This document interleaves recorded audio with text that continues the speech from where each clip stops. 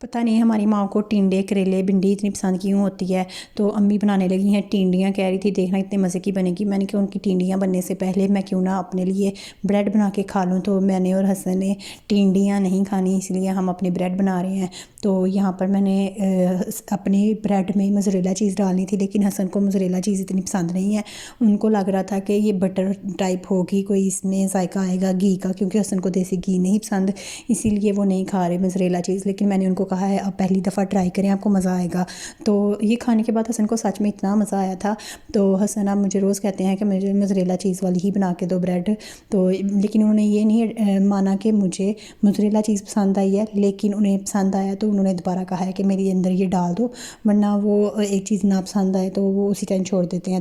आप लोग कमेंट कीजिएगा कि आप लोगों के घर में कौन कौन सब्ज़ी लवर हैं और कौन सी सब्ज़ी सबसे ज़्यादा खाई जाती है, और टिंडे लवर कौन से हैं। ओके, अल्लाह हाफिज़।